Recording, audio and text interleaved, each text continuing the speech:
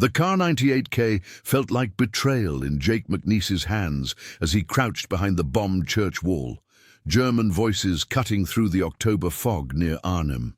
3 months as a prisoner had stripped away everything except what mattered most: the 2 wounded medics hidden in the ruins behind him, and the choice between vengeance and protection. The rifle wasn't his. It had belonged to a Wehrmacht sniper they'd encountered 4 days earlier, before everything went sideways after their prisoner transport derailed. Now, with his Thompson lost in a canal during their escape, this enemy weapon might be the only thing standing between a German patrol and the men depending on him. McNiece shifted his weight, feeling the unfamiliar heft of the bolt-action rifle.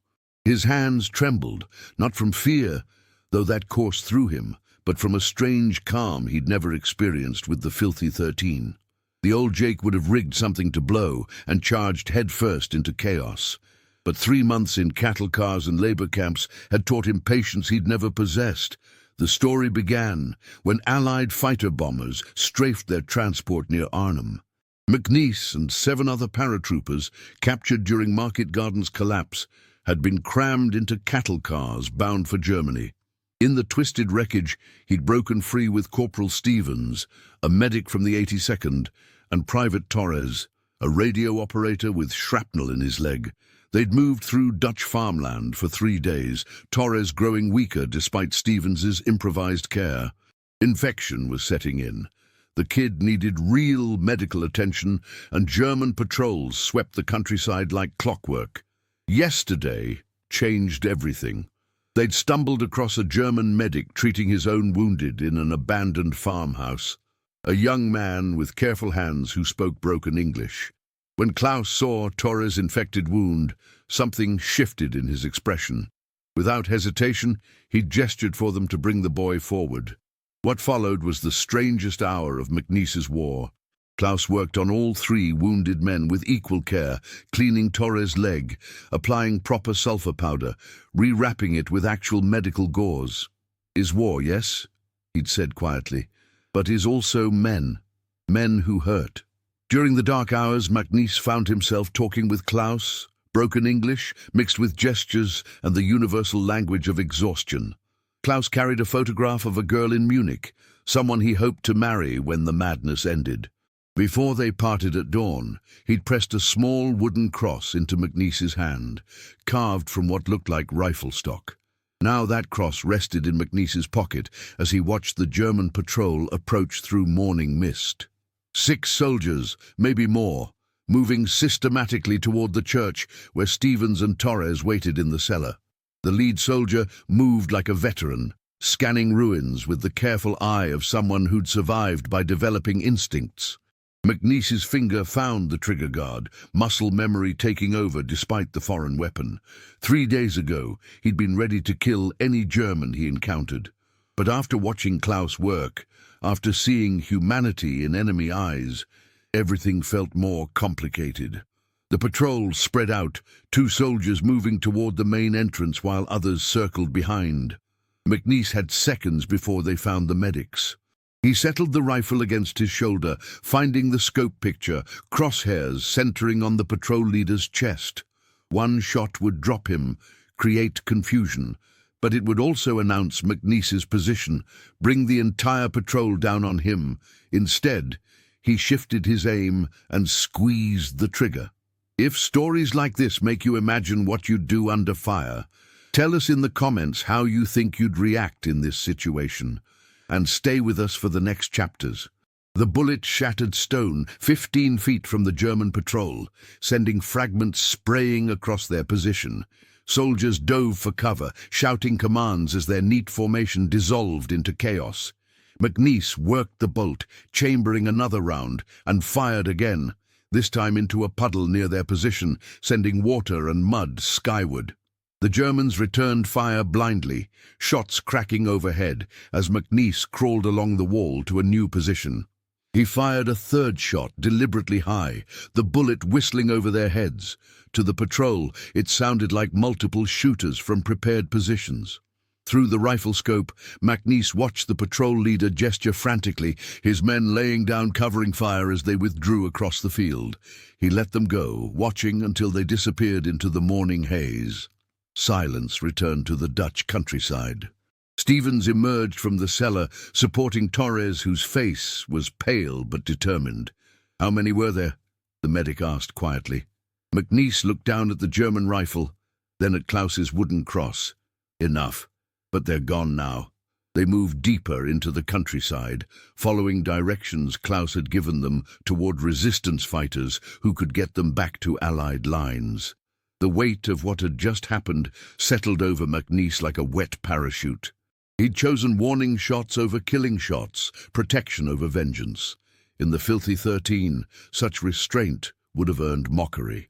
McNiece was known for excessive solutions. Too much TNT, too many risks, too little regard for regulations. But captivity had changed something fundamental. Watching Klaus treat wounded men, regardless of uniform, had cracked open assumptions McNiece didn't know he carried. As they walked through morning fog, Torres struggled but kept pace. The kid had been a radio operator before Market Garden went wrong, before the whole division got scattered across Dutch fields like seeds in bad soil.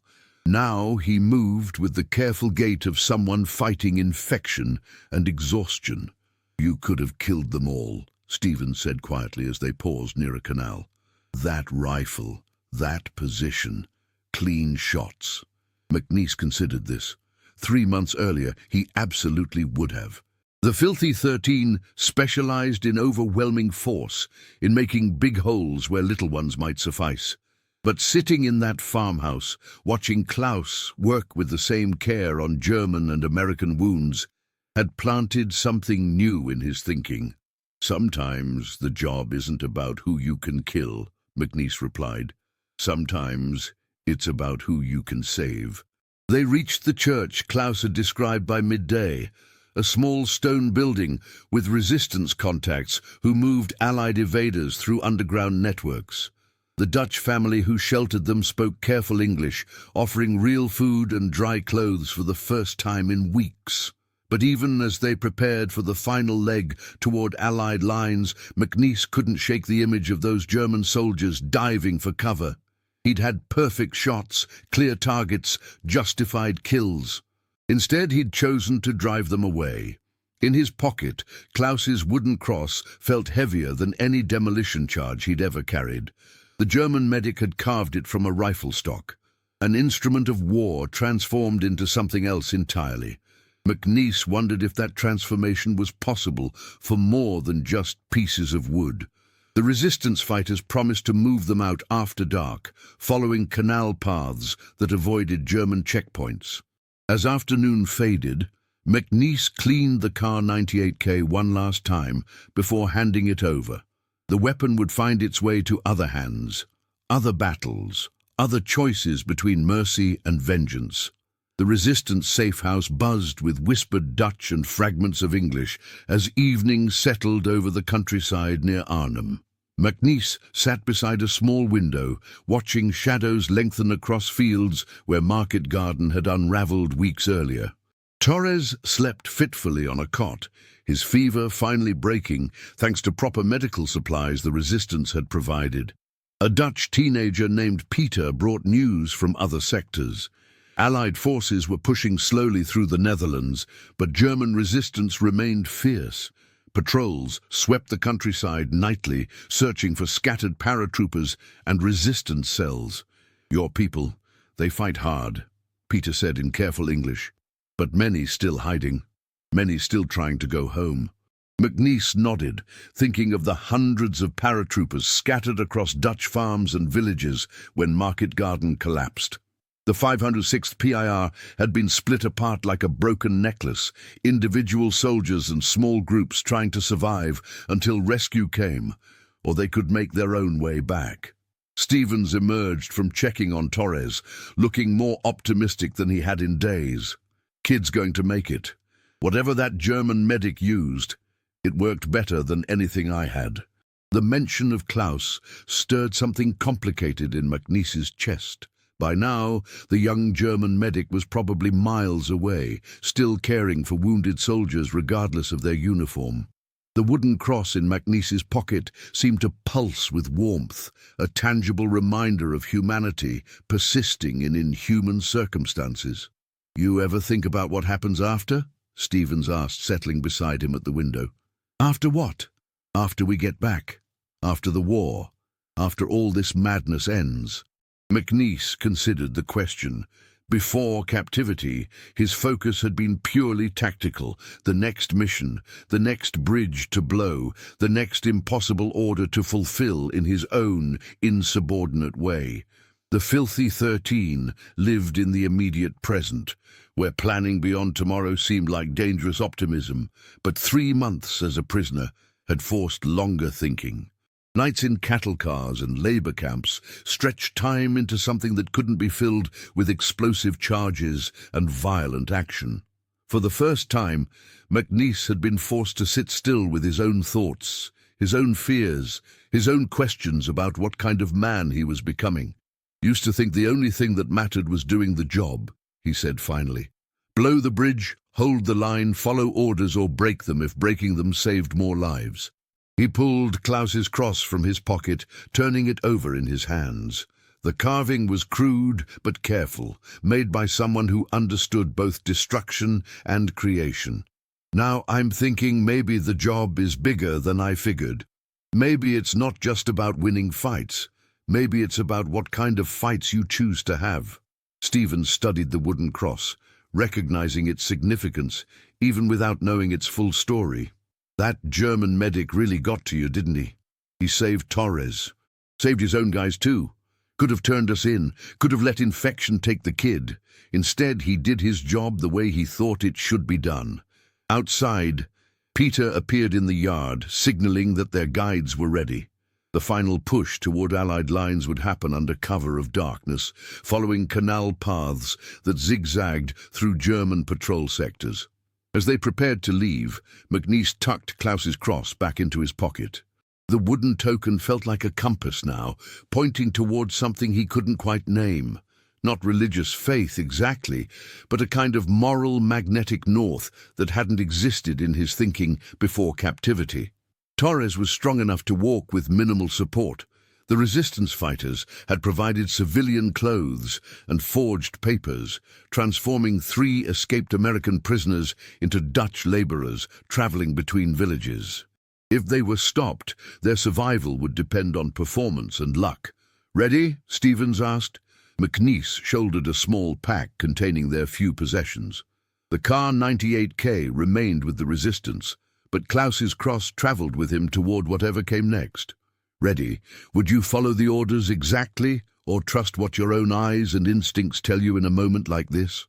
Comment which path you'd take, and share this episode with someone who loves real human stories from history." The canal path wound through darkness between German checkpoints, McNiece and his companions moving in single file behind their Dutch guide. 3 nights of careful travel had brought them within miles of Allied lines, but the final approach remained the most dangerous. German positions clustered around every bridge, every crossroads, every piece of high ground that offered observation over the flat Dutch landscape.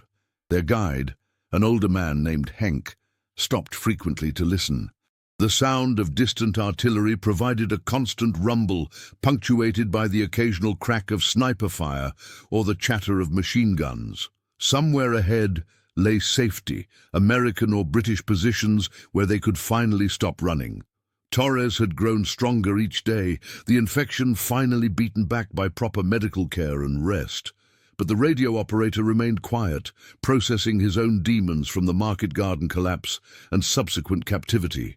McNiece recognized the signs, the 1,000-yard stare that came from seeing too much, surviving when others didn't, carrying guilt that had no rational foundation but felt heavier than any equipment. As they crouched beside a small stone bridge, waiting for Henk to scout the far side, Stevens whispered a question that had been building for days. "What you did back at the church, choosing warning shots over kill shots, was that the medic's influence, or something else?" McNiece touched Klaus's wooden cross through his pocket.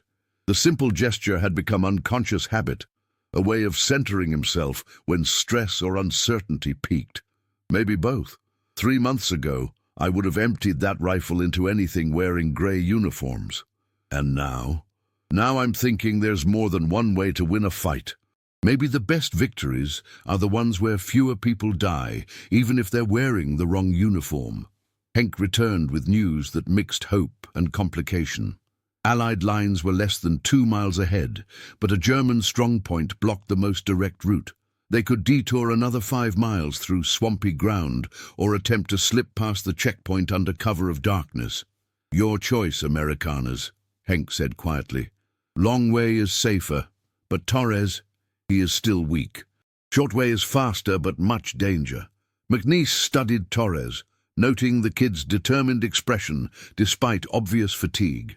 3 months of captivity had taught him to read people more carefully, to notice details beyond surface appearances.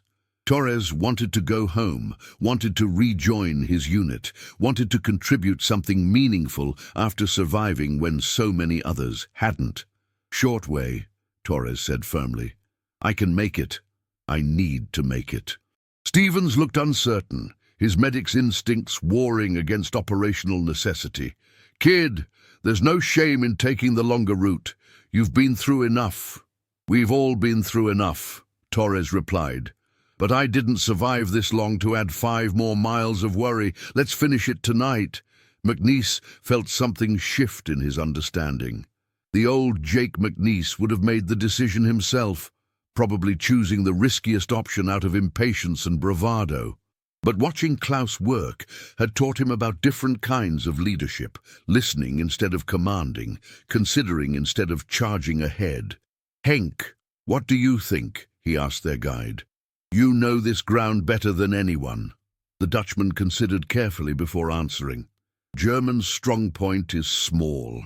Maybe 6 soldiers, machine gun, good fields of fire. But they expect resistance fighters, not escaped prisoners trying to go home. Meaning if you're careful, if you move slow and quiet, you might pass unnoticed. Germans, they watch for attacks, not for ghosts walking through their lines. The plan took shape slowly. Henk would lead them to within a 1/4 mile of the checkpoint, then they would proceed alone, using a drainage ditch that offered concealment, but required crawling through mud and standing water. Once past the German position, Allied lines were clearly marked by flares and occasional tracer fire. As they prepared to move, McNiece reflected on how much his thinking had changed. 3 months earlier, his solution would have involved acquiring explosives and blowing the checkpoint to pieces. Now he was choosing infiltration over destruction, patience over violence. Klaus's wooden cross seemed to pulse with warmth against his chest, a reminder that some problems could be solved without killing, that courage sometimes meant choosing the harder path that preserved life rather than destroying it. The drainage ditch was everything Henk had promised, muddy, cold, and invisible from the German checkpoint 50 yards away. McNiece led the way, crawling through water that soaked their clothes and chilled them to the bone. Behind him, Stevens and Torres followed with careful precision, each movement calculated to avoid splash or sound. Through reeds and marsh grass, McNiece could see the German strongpoint clearly. 6 soldiers, exactly as Henk had predicted, manning a machine gun position with overlapping fields of fire. They looked cold and tired, stamping their feet and occasionally lighting cigarettes that glowed like fireflies in the darkness. What struck McNiece most was how young they appeared. Boys, really, no older than Torres, probably far from home and scared of shadows moving in Dutch darkness. 3 months earlier, he would have seen only targets. Now he saw Klaus's face reflected in their youth, their careful attention to duty, their obvious desire to survive until morning. The secret he would never tell anyone, the truth that would never appear in any after-action report, crystallized as they crawled past the checkpoint. He could have killed them all. The Kar98k at the church was just the beginning. He'd passed dozens of opportunities for violence during their escape. German sentries silhouetted against windows, patrol leaders exposed while reading maps, soldiers sleeping in farmhouses where a few hand grenades would have ended multiple threats permanently. But Klaus had changed something fundamental in his thinking. The German medics' willingness to treat wounded enemies had cracked open assumptions McNiece carried about war, duty, and what victory actually meant. Killing 6 frightened boys wouldn't get him home faster or make the war end sooner. It would just add weight to memories he'd carry for the rest of his life. Torres struggled in the muddy water, his infected leg protest against the cold and exertion. Stevens moved closer, supporting the radio operator without a word. McNiece found himself thinking about leadership again, not the explosive, attention-grabbing kind the Filthy 13 practiced, but the quiet sort that kept people moving forward without fanfare. They cleared the German position without incident, 3 American ghosts passing through enemy lines like morning mist. Allied positions materialized ahead, the familiar sound of English being spoken, the outline of M1 helmets against distant fires, the smell of American cigarettes and coffee. As they approached the forward outposts, McNiece felt the wooden cross one last time. Klaus had carved it from a rifle stock, transforming an instrument of death into something else entirely.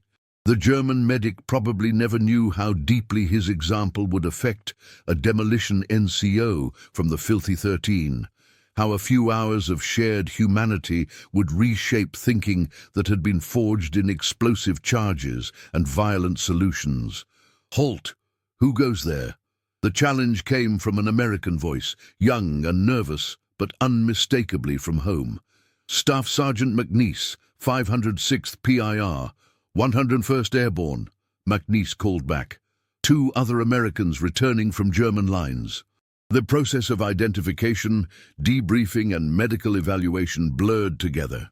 Torres was immediately taken for proper treatment, his relief obvious as Army medics confirmed that he would recover fully. Stevens disappeared into administrative processing, eager to rejoin his own unit and continue practicing medicine instead of warfare. But McNiece found himself hesitating when asked about details of their escape. How could he explain Klaus to intelligence officers who wanted clean categories of friend and enemy? How could he describe choosing mercy over violence to commanders who measured success in casualties inflicted and ground captured? In his final report, he mentioned capturing weapons from scattered German positions, using knowledge of local terrain provided by resistance fighters, and avoiding enemy patrols through careful movement. All true, but missing the deeper truth that Klaus's example had taught him about different ways of being a soldier. The wooden cross remained in his pocket, a secret compass pointing toward moral directions he was still learning to read. The debriefing room at 101st Airborne Headquarters felt surreal after months of cattle cars and canal paths. McNiece sat across from a major he didn't recognize, answering questions about German patrol patterns, resistance networks, and strategic intelligence gathered during their escape. The officer's questions were thorough but mechanical, focused on tactical details rather than human complexity. "The German medic you mentioned," the major said, flipping through typed pages. "You're certain he was providing aid to American prisoners?" McNiece fingered Klaus's wooden cross through his pocket. "Affirmative. Professional medical treatment, proper supplies, no questions asked about nationality or uniform. Unusual behavior for Wehrmacht personnel." "Yes, sir." It was. The major made a note and moved on to other topics, but McNiece's mind remained fixed on that moment in the Dutch farmhouse. Klaus had risked everything to treat Torres, asking nothing in return except shared recognition of their humanity. It was the kind of story that didn't fit neatly into intelligence summaries or tactical reports. When the formal debriefing ended, McNiece walked outside to find Stevens waiting with news. Torres had been transferred to a field hospital and was expected to make a full recovery. More importantly, both medics would be returning to frontline duty within days. "They're talking about sending you back to the Filthy 13, Stevens said. Word is, your old unit has been asking about your status since Market Garden went sideways. McNiece nodded, unsurprised but uncertain about what returning would mean. 3 months of captivity and escape had changed him in ways he was still discovering. The old Jake McNiece lived for explosive solutions and dramatic gestures. The man walking away from that debriefing room had learned different lessons about courage and leadership. "You ever gonna tell the whole story?" Stevens asked. "About Klaus, about choosing warning shots over kill shots, about all the violence you could have used but didn't?" "Some stories aren't meant for telling," McNiece replied. "Some truths are too complicated for reports and citations." That evening, alone in a replacement barracks, McNiece wrote a letter he would never send. It was addressed to Klaus, somewhere in German-controlled territory, probably still treating wounded soldiers with the same careful attention he'd shown in that farmhouse. The letter tried to explain how their brief encounter had changed an American demolition NCO's understanding of war, duty, and what victory really meant. But words felt inadequate for describing the weight of that wooden cross. The memory of German boys manning a checkpoint he could have destroyed. The choice to preserve life instead of taking it whenever possible. Klaus would probably never know that his example had rippled across battle lines, planting seeds of mercy in thinking previously dominated by explosive solutions. 2 weeks later, McNiece rejoined the Filthy 13 for operations in the Ardennes. His reputation for dramatic solutions and successful insubordination remained intact, but those who knew him best noticed subtle changes. He listened more, shouted less, and found ways to complete missions that minimize casualties on both sides. The wooden cross remained in his pocket through the Battle of the Bulge, across the Rhine, and into Germany itself. When the war finally ended, he kept it as a reminder of lessons learned in Dutch farmhouses and canal paths, that courage sometimes meant choosing restraint over violence, that leadership sometimes meant listening instead of commanding, that humanity could survive even in circumstances designed to destroy it. Years later, when people asked about his war stories, McNiece would talk about explosive charges and blown bridges, about the Filthy 13's reputation for chaos and results. But the deeper story, the secret truth about Klaus and the choice to preserve life whenever possible, remained his alone. In quiet moments, he would turn the wooden cross over in his hands and remember that some victories couldn't be measured in ground, captured, or enemies killed. Sometimes the most important battles were fought inside a person's own thinking, where mercy and violence competed for influence over choices that would echo for decades. The legend that survived on paper was only a thin layer over the fear, anger, and stubborn loyalty he actually felt. But beneath even those emotions lay something Klaus had planted, the understanding that being a soldier sometimes meant choosing who to save rather than who to kill. If this story reminded you that behind every medal and mission report there's a human being carrying memories we'll never fully see, subscribe to the channel. Tell us which country you watch from, and invite someone to revisit history with us in the next story.